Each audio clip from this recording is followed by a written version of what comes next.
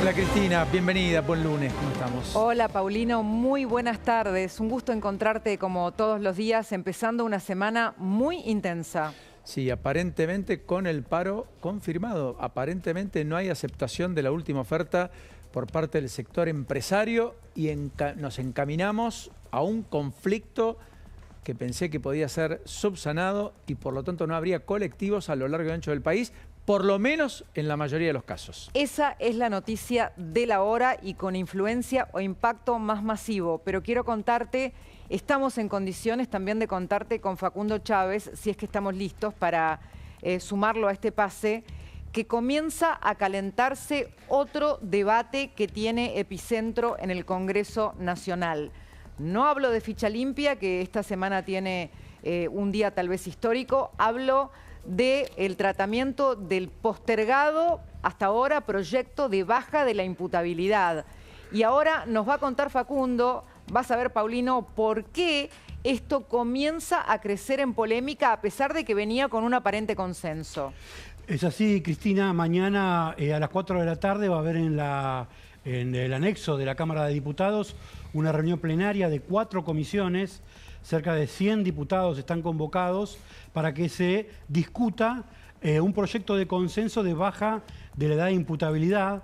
La idea es avanzar con un proyecto amplio, con muchos artículos, que tiene como punto central reducir la edad de imputabilidad de los menores de 16 a 14 años. Pero si bien hay acuerdo entre los sectores no kirchneristas, el kirchnerismo está dispuesto a ir por todo en la sesión de mañana, en la reunión plenaria, y tratar de boicotear este dictamen para que no pueda ser aprobado. ¿Cómo lo harían, Facundo? ¿Cómo boicotearían la sesión? La intención es restar la mayoría para que el dictamen, que tiene que tener más de 70 firmas, no llegue a esa cantidad de apoyo para que después pueda ser habilitado para el tratamiento en la Cámara de Diputados, en el Pleno. Estamos hablando de un proyecto que arrancó el año pasado, en agosto, que tuvo 8 discusiones en sesiones plenarias.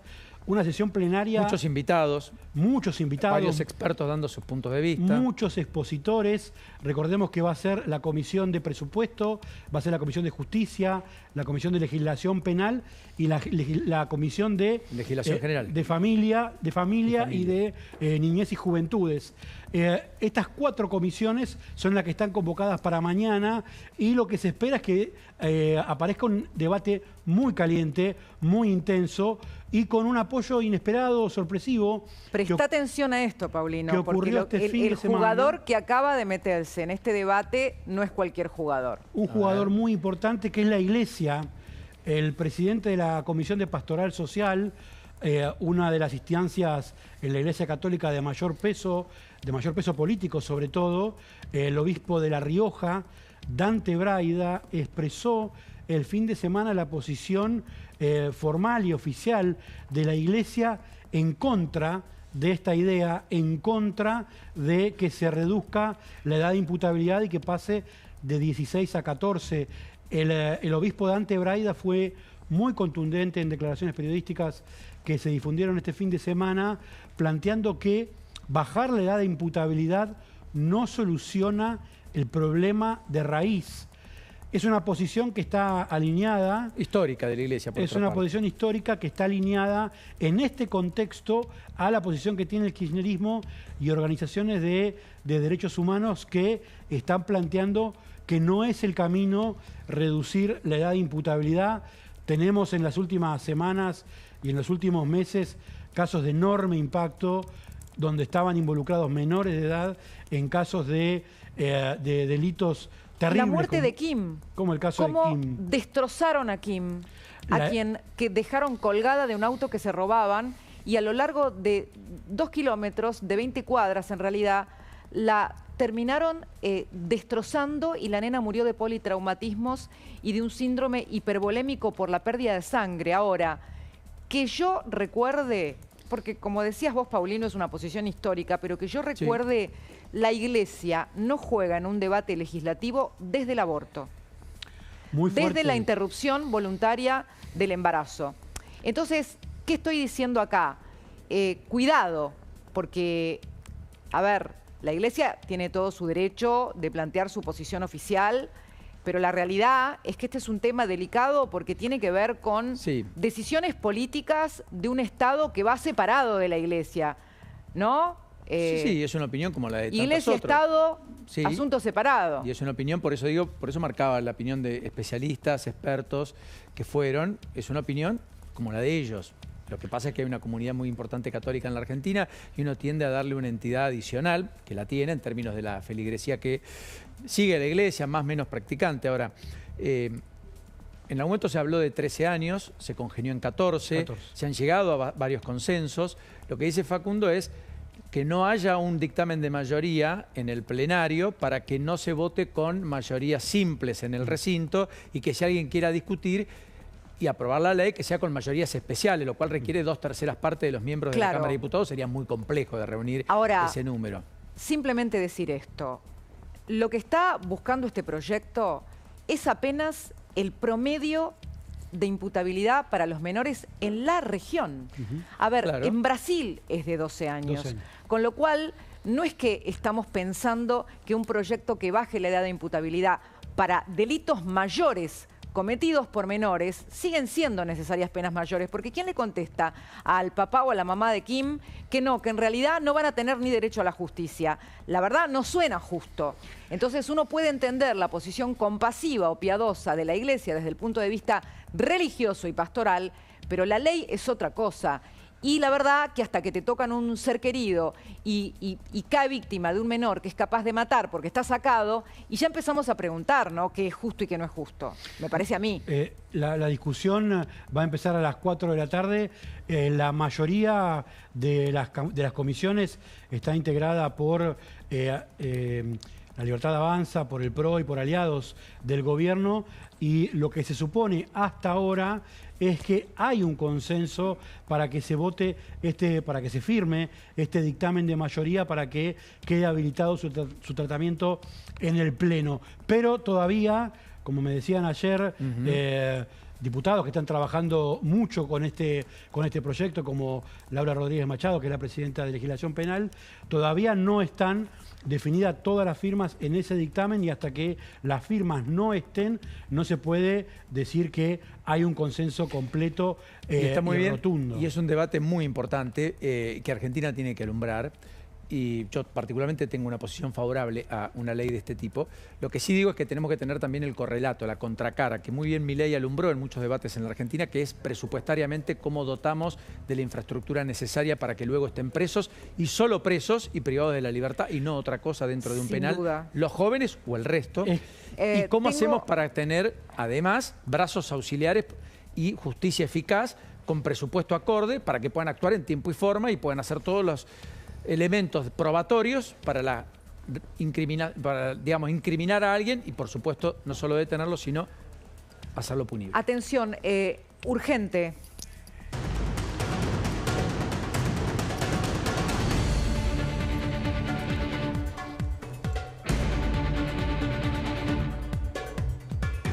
Perdón la interrupción, estábamos con un tema muy importante, pero acaban de confirmar la condena de Guillermo Moreno por la manipulación del INDEC.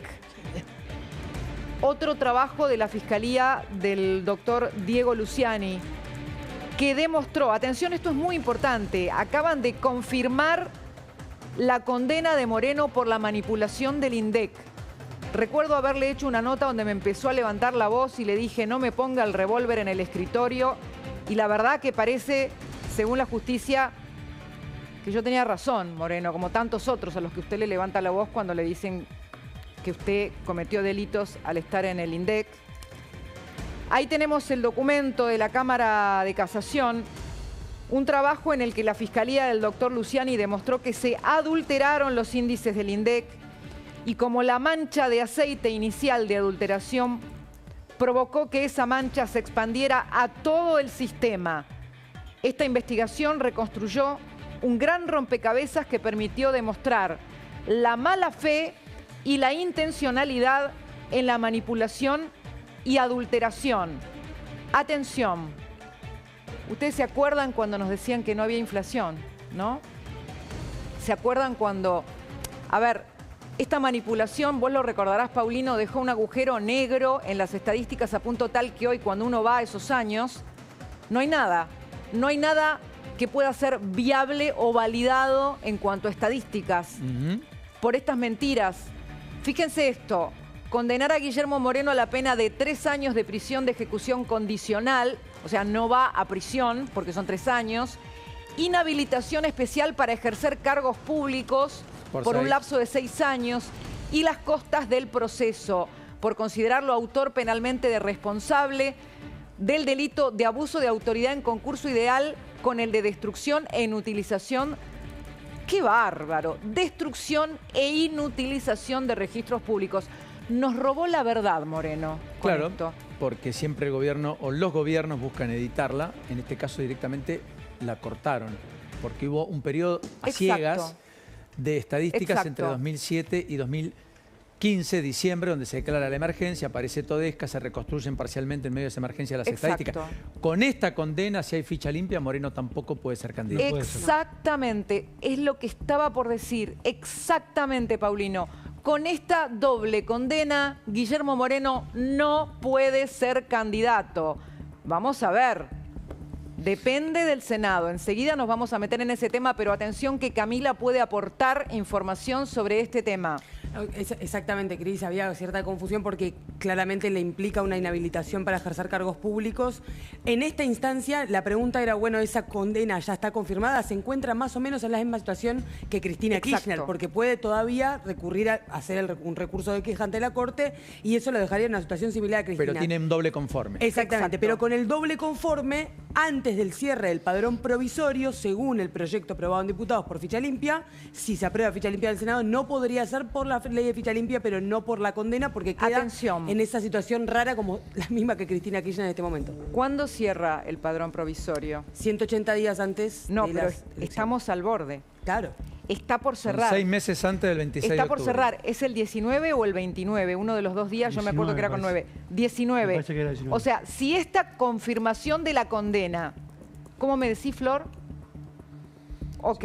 Si esta confirmación de la condena se daba después del 19, ¿me entienden que probablemente quedaba exento de ser alcanzado? Pero no por la condena ni por la ley, sino por el cierre del padrón, Paulino. Sí, pero no son 180 entonces, deberían ser 150 días porque estamos a 5 meses de octubre, ¿no? Mayo, junio, julio, sí. Tenemos menos que 180 días. Pero independientemente de eso, lo que juega en la ley de ficha limpia que se envió al Senado es una fecha de corte con respecto al padrón. Que es cuando se publica el padrón definitivo. Exacto. 29 Las condenas... 29 de abril. 29 de abril, la Cámara Nacional Electoral confirmó 29. Entonces ya está. Entonces no entra ficha limpia. Ficha limpia. Si fuera ese el corte... No, entonces no entra. Igual tiene una inhabilitación especial por 6 años. No puede ser candidato. No entra. No entra en ficha limpia, pero como le queda el recurso de la Corte y nadie hasta sentencia firme puede ser declarado culpable porque se presume su inocencia, entonces podría ser candidato. ¿Qué pasa si después aparece el fallo de la Corte?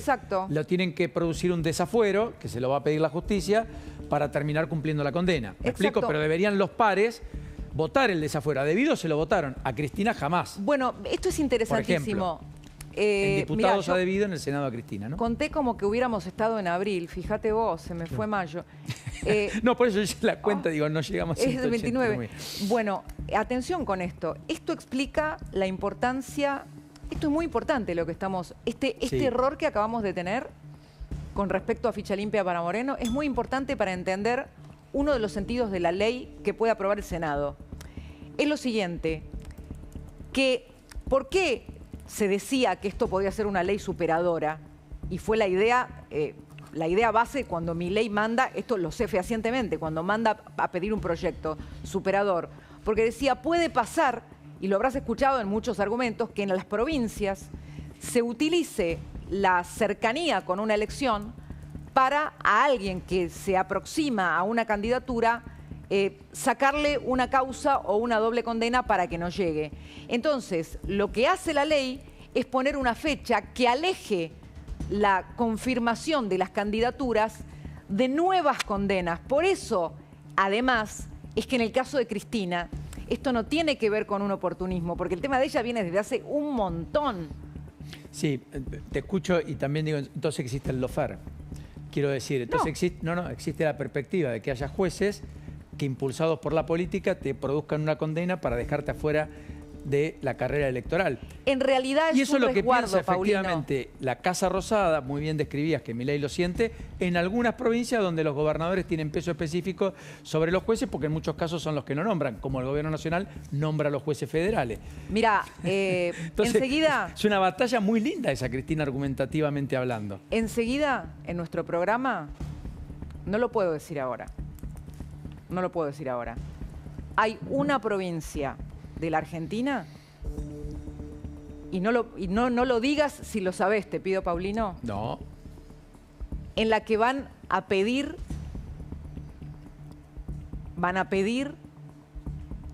la intervención judicial. Epa, qué fuerte. Bueno, imagínate... No lo tengo, no sé, me quedó pegadito a la Imagínate si pantalla. tiene asidero, lo que vos estás diciendo. Claro, correcto. Bueno, en cualquiera de los casos, mirá, tenemos a Guillermo Monero condenado por el vacío de estadísticas que tuvo que afrontar la Argentina y sobre el cual nosotros tuvimos que hacer estadísticas y validar instrumentos, pero no los oficiales. Y tuvimos que ir a ellos para tener algo de estadísticas. En la idea de, como no nos gusta tener fiebre, rompamos el termómetro, así eliminamos la idea de tener fiebre. Ahora, el problema es que la fiebre seguía estando a tal punto que podíamos decir en foros internacionales la pobreza era del 5%, pero la pobreza estaba en el 30%. Exacto. O la inflación era del 2,5%, decía Moreno, y la inflación era mucho más, digamos. Porque medía el pan de la panadería a la esquina de su casa, que a propósito cerró. Mirá, mucho interés en el fallo de Cámara. Ya tengo 3 personas pidiéndome el fallo de Cámara y obviamente lo voy a enviar. Muchas personas siguiendo el programa y voy a enviar este fallo de la Cámara con respecto a Moreno, porque obviamente esto tiene, muchas implicancias en la economía. Tengo que arrancar el programa, Paulino, porque si no, no me va a alcanzar para todo lo que tenemos en la mesa. Me parece extraordinario, además yo me voy a quedar pegadito siguiéndolos, como siempre. Solo un dato, se corrió el Ministerio de Trabajo o la Secretaría de Trabajo de la negociación por el tema de la UTA, pasó todo a transporte. Señores, mañana agarrarse y tener algún tiempito adicional, me da la impresión que no va a haber micros. Vamos a ver qué pasa con eso. Gracias, Paulino. Como siempre, un placer. Hasta mañana. Allí